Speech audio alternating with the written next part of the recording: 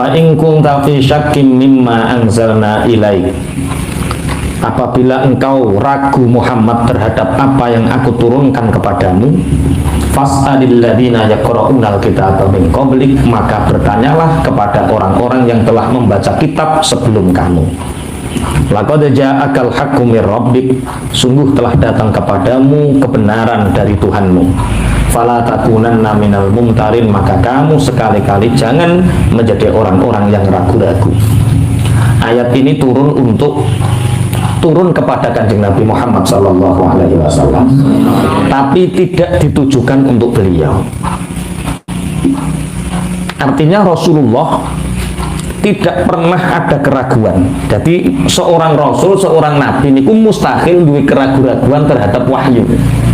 Nah, ayat ini diturunkan kepada Kanjeng Nabi, tapi tidak untuk Kanjeng Nabi, untuk kita semua. Apabila kamu ragu terhadap apa yang aku turunkan kepadamu Muhammad, ini podo kalau ayat lain, asyrakta la yahbatanna amaluka, kalau kamu musyrik Muhammad maka amalmu semua akan punah. Ayat ini turun untuk Kanjeng Nabi, tapi hakikatnya bukan untuk Kanjeng Nabi, tapi untuk seluruh umat, bukan untuk Kanjeng Nabi, karena mustahil bagi seorang Nabi ragu terhadap wahyu. Paham ya maksudnya ya? Kalau kamu ragu terhadap Al-Quran yang diturunkan, maka tanyalah kepada orang-orang yang mempelajari, yang membaca kitab sebelum kamu, seperti Abdullah bin Salam. Abdullah bin Salam itu orang yang memahami Taurat, yang memahami Injil, dan Abdullah bin Salam tidak pernah merubah apa yang ada di dalam kitab Taurat, apa yang ada di dalam kitab Injil, sehingga Abdullah bin Salam ini tahu persis fase-fase kerasulan, tahu persis tanda-tanda kenabian, sehingga Abdullah bin Salam ini iman karo Kanjeng Nabi. Lah yo Abdullah bin Salam sing pakare Taurat ae iman, yakin, apalagi umat yang tidak pernah membaca kitab sebelumnya. Makanya pelajaran untuk kita yaitu wajib yakin, tidak boleh ragu. Sungguh datang kepadamu kebenaran dari Tuhanmu. Jangan sekali-kali menjadi orang-orang yang ragu. Jadi memang orang beriman itu orang yo wong imane artinya apa? Iman itu artinya apa? Percaya. Percaya berarti didasari atas landasan keyakinan. Berarti orang itu tidak boleh ragu. Makanya yakini yang kamu lakukan adalah benar, yang kini yang kamu kerjakan adalah benar. Jadi konsep ketuhanan, konsep keimanan itu awake kudu yakin, tidak boleh ragu. Tapi ngeten nggih, yakin itu ada dua. Ada ayat yang lain, wala taqulanna li syai'in inni fa'ilun dzalika ghadan illa ayyasha Allah. Kamu jangan sekali-kali mengucapkan sesuatu bahwa aku akan melakukannya besok, kecuali kamu mengatakan apa? Insya Allah. Itu artinya kita berkeyakinan bahwa semua yang terjadi ki atas kehendak Allah, atas kersane Allah. Mulane nek ape nglakoni apa-apa kudu insya Allah. Ya iki jenenge ahwal.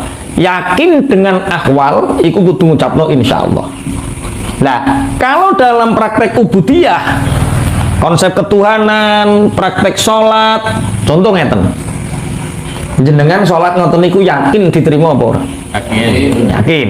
Berarti tidak boleh apa? Ragu. Terus kowe nglakoni dosa, melakukan dosa, kuwi yakin diterima apa? Oh ya mesti yakin. Kuwi ora usah nganggo ikhlas kok. Iya toh, kalau kita melakukan ubudiyah, syaratnya keterima apa? Ikhlas. Kalau melakukan dosa tidak ikhlas. Orang ikhlas tetap diterima. Iya toh. Misalnya nyolong, misalnya zina, misalnya. Itu kita ikhlas atau tidak ikhlas? Yang nglakoni mungkar itu mesti ikhlas. Mulane mesti diterima. Tapi rahmate Gusti Allah, kita melakukan pahala 1 ditikel-tikel 10 sampai 100. Kalau kita melakukan dosa hanya dicatat 1. Misalnya sampean duduk di sini dicatat 1000 rakaat sholat, ngaji 1 jam dicatat 1000 rakaat sholat. Tapi sampean nyolong dicatat 1 kesalahan, keburukan. Nek dosa dicatat sitok, nek pahala dicatat berlipat-lipat. Penak napa mboten? Penak. Tapi ngene, nek ibadah butuh ikhlas, nek dosa ora butuh ikhlas. Nek dosa mesti kecatet. Tapi nek amal ibadah lah, saiki diwalik setelah kita ngaji ayat ini, kita sholat tuh yakin kalau sholat kita diterima. Kalau kamu melakukan dosa pasti diterima, kamu tahu, yakin. Itu siapa yang sing bejani sinten? Yang memberitahu bahwa setiap dosa itu dicatat, siapa yang memberitahu? Kanjeng Nabi kok Pak Yai. Oh Pak Yai, urut-urutannya ya Pak Yai terus Kanjeng Nabi loh, Kanjeng Nabi terus samping isar Pak ya. Lah, sama kalau kita melakukan pahala, kalau kita yakin melakukan dosa diterima, maka ketika kita melakukan sholat, melakukan puasa, melakukan apapun, ya yakin itu diterima. Jangan sekali-kali menjadi orang yang ragu. Wah ya Allahu Akbar, iki diterima toh. Wayah mungkar yakin diterima, wayah ibadah orang yakin diterima, lah itu masalah. Kita ditakdirkan oleh Allah bisa takbiratul ihram, Allahu Akbar, itu sebuah prestasi. Iso nglakoni iku tanda diterima. Kita bisa melakukan itu tanda diterima, mulane yakin ae. Adapun kok setan bergerak, kok wayah sholat Allahu Akbar di tengah-tengah itu setan ngeridu. Kunci motormu iku nang lemari kuwi lho. Oh alah lah kait mau. Golek ora temu-temu bareng Allahu Akbar. Oh ketemu. Kayak lali nang isor meja jebule. Itu enggak apa-apa wis pokoknya yakin kalau amal ibadah kita diterima. Tapi kalau ahwal ucapkan insyaallah. Hanya kalau dalam kitab, beberapa kitab itu diterangkan ada seseorang bawa uang banyak, ditanya sama temennya, Kak mau kemana Kak? Mau ke pasar. Nggak mau apa? Beli sapi. Kok gak mau ucap no insya Allah lah Kak beli sapi ini? Insya Allah wong piye, wong sapi karuan neng pasar genah, duit neng sak genah kok insya Allah.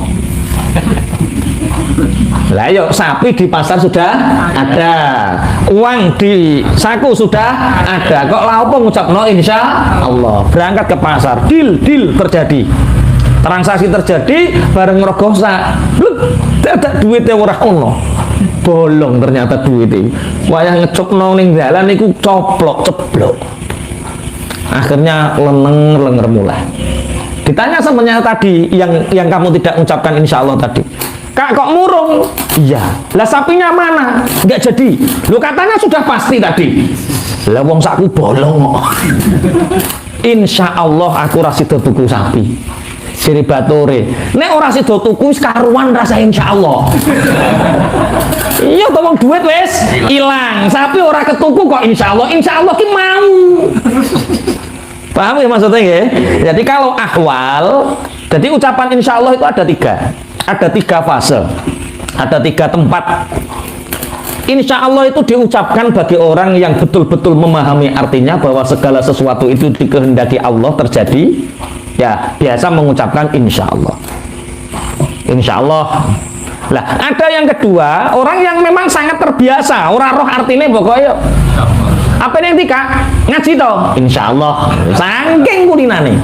Tapi ojo insya Allah mudin loh ya. Di Jawa itu ada insya Allah mudin. Yo insya Allah sebagai simbol orang arah teko.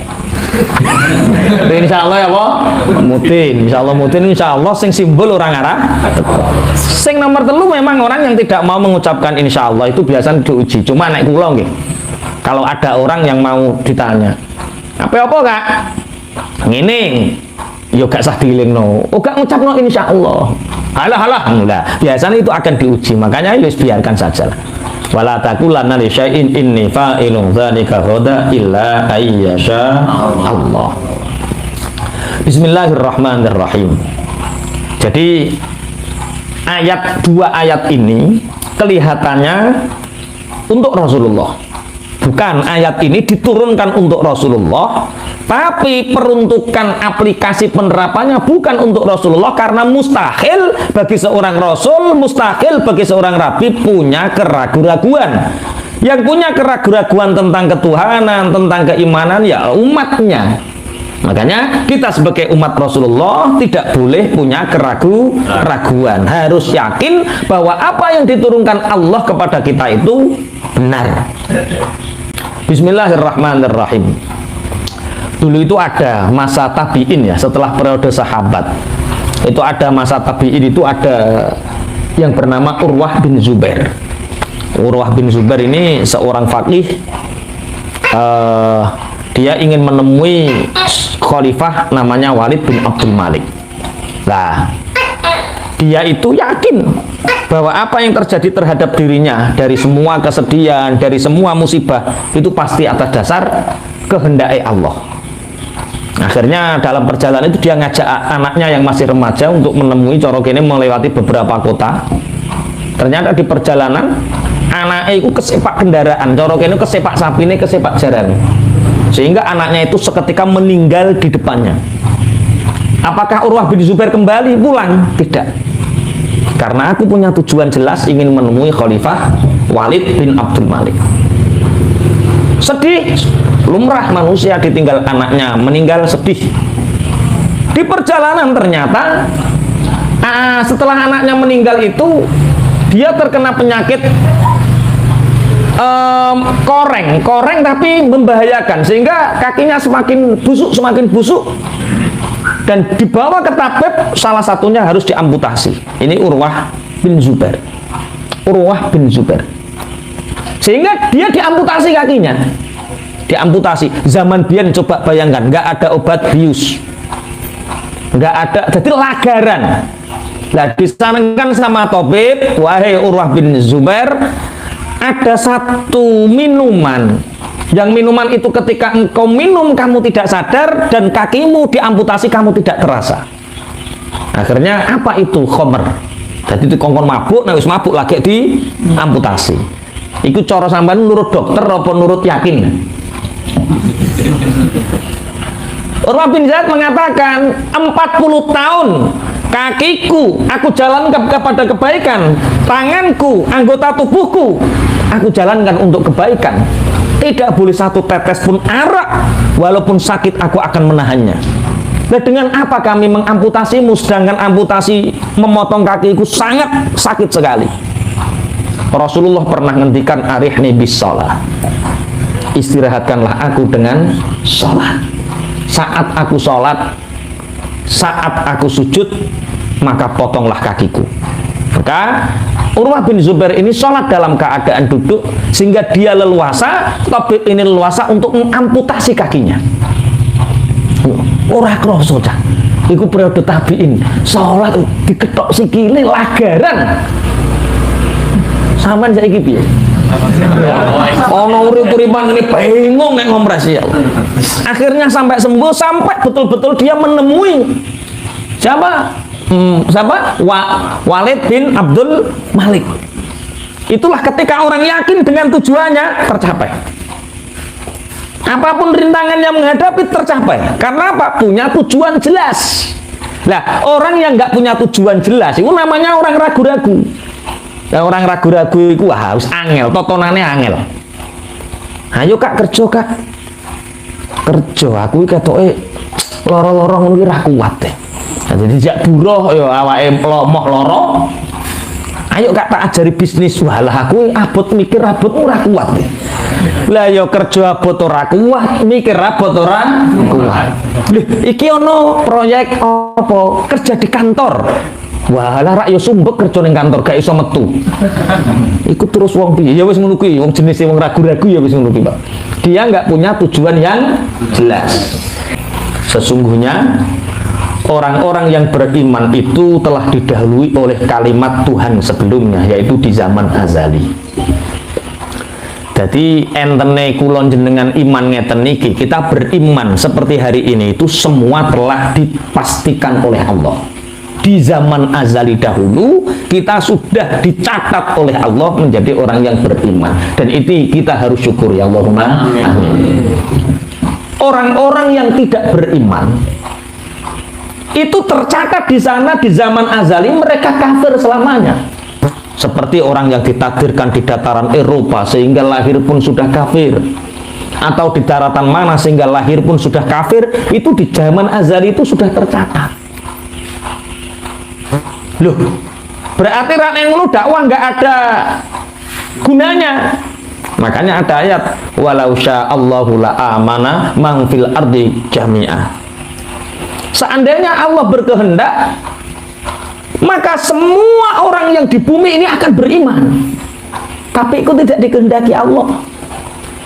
Yang dikehendaki Allah ya ada yang beriman, ada yang tidak. Nah, terus dakwah fungsinya apa? Dakwah itu fungsinya sebagai lahan ikhtiar kita untuk beribadah. Jadi ayat ini untuk apa tau? Ngerem-ngerem wong iman supaya syukur. Dengan keimanan ini kita bersyukur karena kita ditakdirkan oleh Allah lahir bukan dari rahim orang-orang kafir. Iya toh, sampean pecetet wis Islam toh nggih. Lahir pucuk wis Islam, wis iman. Lho ya angel golekane. Loh, lah nek ngono Gusti Allah rak zalimi hambane, Gusti Allah bu arane zalim. Seandainya Allah ini bangun rumah, yang punya rumah siapa? Allah. Sampean sing duwe omah misalnya. Bayangkan bahwa orang bayangkan kepastian ya, semua yang di dunia ini milik siapa? Allah. Kita merasa memiliki tidak? Tidak. Misalnya ini. Rumah sampean bangun, yo kebetulan ada yang dijadikan teras mulia seperti ini, ada yang jadikan kamar tidur, ada yang jadikan ruang tamu, ada yang jadikan dapur, ada yang jadikan kloset. Itu terserah siapa? Pemilik. Bah didadekno kloset, bah didadekno kamar mandi, itu terserah yang punya. Ya gambarannya ngono. Gusti Allah, ya itu kloset itu berarti wong kafir. Wong anu ya itu terserah yang punya kan. Zalim tidak kira-kira? Tidak. Bagi Allah tidak ada kezaliman karena Allah yang punya. Zalim iku nek awakmu roh ngene iki terus kafir iki zalim. Lah padha-padha aku tak jajal kafir lah sedelok-sedelok. Lah iku zalim. Paham ya? Sesungguhnya orang-orang yang tidak beriman itu sudah ditetapkan oleh Allah sebelumnya, itu di zaman azali. Sudah ditetapkan. Walau ja'athum kullu ayatin hatta yarabul adzabal alim. Walaupun telah datang kepada mereka ayat sampai mereka menyaksikan azab yang pedih. Jadi Rasulullah Muhammad SAW bersabda, jadi orang sebelum meninggal, la yakhruja ahadukum minad dunya hatta ya'lama aina masyirahu. Orang itu tidak akan keluar dari dunia ini mati sebelum dia itu tahu di mana tempat kembalinya.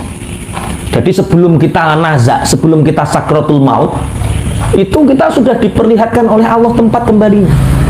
Tempat kembali itu ada dua. Wa hatta yara maq'adahu minal jannati awin nar. Dan orang itu sebelum keluar dari dunia, sebelum mati, sudah diperlihatkan oleh Allah tempat duduknya itu di surga atau di neraka. Jadi so sampean apa mati wis roh panggonane ning swarga apa ning neraka. Kalau tempatnya ini sudah kasul hijab, hijab penghalang ini sudah hilang. Sehingga orang sakratul maut itu sudah melihat tempatnya di surga atau di neraka. Akhirnya orang-orang yang tahu tempatnya di surga guyu karepe dhewe. Sehingga roh ini terus mengikuti tempat kembalinya. Enak seneng, oh panggonane swarga. Lah adapun orang yang tahu tempatnya neraka, nah iku roh iku ngerti sehingga dia tidak mau untuk keluar. Dipaksa rutun ki balik jeduk neh, balik jeduk neh. Geruk balik neh, lu balik. Lu wis ilang, geruk balik cengkris. Nang sing putune kesusu, urung mati cangkeme wis ditaleni. Ya Allah, matane wis digawe dhuwit. Matane wis digawe dhuwit, terus apa? Kupenge wis disumpet, terus apa? Apa nih? Lah yo irunge wis dikai kapas, kupinge wis dikai kapas, dadak wareng di cukup engkos. Lu balik nah. Masa iso gebres barang. Tapi kematian itu harus dinikmati ya. Bagi orang-orang beriman, kematian itu dinikmati. La yakhruja ahadukum minad dunya hatta ya'lama aina masirahu.